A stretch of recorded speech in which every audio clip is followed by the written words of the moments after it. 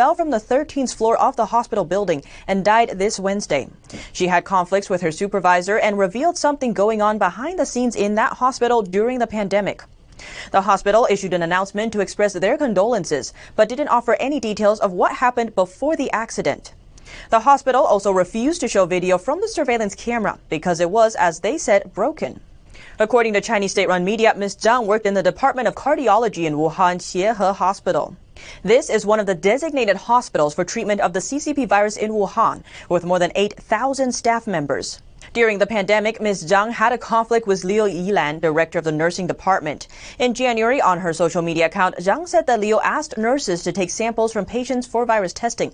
But nurses did not receive any training on how to do it safely. Zhang said she wished to help in the fight against the virus, but she wanted to wear protective gear. And she appealed to other nurses to rally together to call for Liu to be removed from her position. She also wrote that doctors hardly went into the wards to check on the patients. Everything was done by nurses, and they stayed there for 8 hours without eating, drinking, or using the bathroom.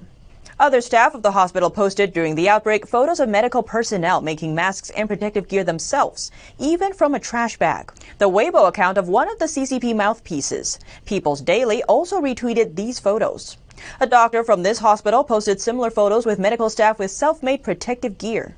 A post circulating online is said to be from Zhang before the accident. She wrote to the chief nurse that she wanted to quit her job. She added that she was not afraid of death, but she did not want to die for leaders like the ones in the hospital. According to Radio Free Asia, on Thursday, Zhang's parents went to the hospital to demand a reasonable explanation for her death, but didn't get any. A netizen does not believe Zhang wanted to commit suicide. He asked why would a mother of a 2-year-old child want to kill herself. Another netizen believed that if Zhang committed suicide, it was to fight against something. He questioned what had led her to take such extreme action. The so-called broken surveillance camera caught people's attention. A netizen commented sarcastically that surveillance cameras are everywhere, but they always seem to break at just the right time. Now we look at the CCP virus situation inside China. This wave of the outbreak has now expanded into 5 provinces as well as Beijing. Inside the city's Changping district, the Tiantongyuan residential area has been put under lockdown and is rolling out virus testing. That's after 2 people tested positive. The enormous neighborhood is the largest residential area in Asia. It's home to over 700,000 people.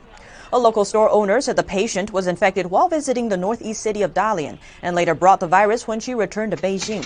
The infected person is an asymptomatic case, which is kind of scary. It's very hard to say what will happen. The entire building where the patient lives is now sealed. A real estate agent in the neighborhood said the infected building is only 10 minutes away from Beijing's number 5 subway line, which runs along a north-south route and passes through the entire city. Right now, if you don't live in the compound, if you don't have the permission ticket, you are not allowed to enter the compound. Elsewhere, cities in northeast China have also seen cases rising. Ms. Yan lives in Beijing, but the rest of her family members are back home in Dalian. She explained that her relatives told her that her neighborhood was suddenly put under lockdown without advance notice. Right now, it's very difficult to get groceries. Now, grocery stores are not allowed to open, and nobody is allowed to leave their house, so they just don't get out. They don't want to add burden to people, but if the lack of groceries continues, some people may have to sneak out. For now, my family still have some potatoes at home, otherwise they really have nothing left. My mother said some of her friends don't even have any food staples at home. And in the western Xinjiang region, officials are sealing people's homes with paper and telling them not to leave.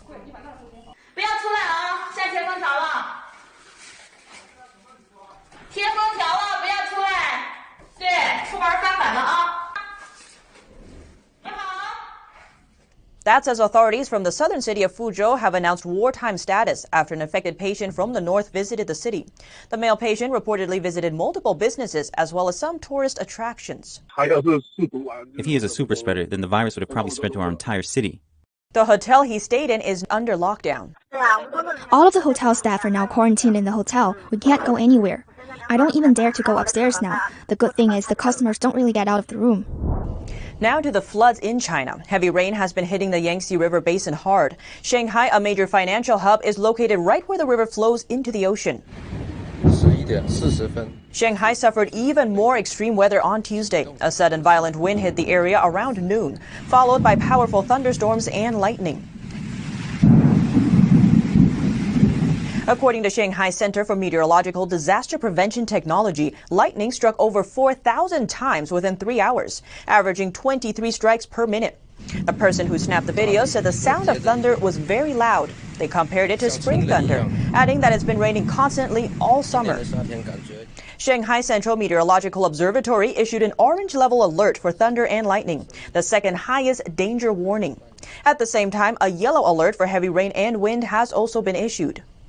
According to the area's weather forecast, 10% of the streets and regions in Shanghai had accumulated more than 2 inches of rainfall. That's as some areas only heard thunder with no rain. A web writer has disclosed the dark history of 2 Chinese dairy giants and how they destroyed the country's milk product industry in the pursuit of profits.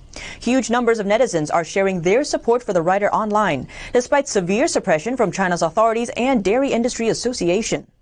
Earlier this month, web writer Wang Xiaoqi revealed the history of corruption in China's dairy industry. It centered around 2 dairy giants, Yili and Mengniu, and Chinese people have suffered the consequences.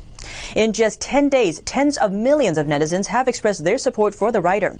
But the China Dairy Products Industry Association wasn't impressed and denied the article's claims. The organization also pushed for Wang's article to be deleted and for his account on Chinese social media app WeChat to be terminated. The topic soon skyrocketed to the top of Weibo's most searched terms list. The site is the most popular blogging platform among Chinese users. Days later, Wang's social media account was deleted by Chinese authorities. Not long after, Wang posted a cry for help online. He explained he'd been detained by police in Shanghai, where he lives, and was in need of a lawyer. He updated to say he was home later that day, but that he had to lay low for some time. So what exactly did Wang write about China's milk industry? After combing through decades of their history, Wang accused the dairy giants of routinely adding various chemicals and additives to their milk products. Examples include fat powder, whey powder, among others, a compound often used to make plates and kitchenware.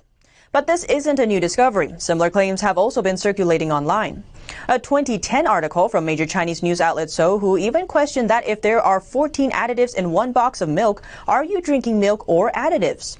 Besides the additive abuse, Wang also wrote that the 2 companies managed to push their regulatory body, China Dairy Products Industry Association, to lower quality inspection standards. During a 2011 Dairy Industry Forum, chairman of Guangzhou's Dairy Association, Wang Dingmian, told a major Chinese media that China's dairy product standard have been kidnapped by a few dairy giants, and they have the worst standards in the world.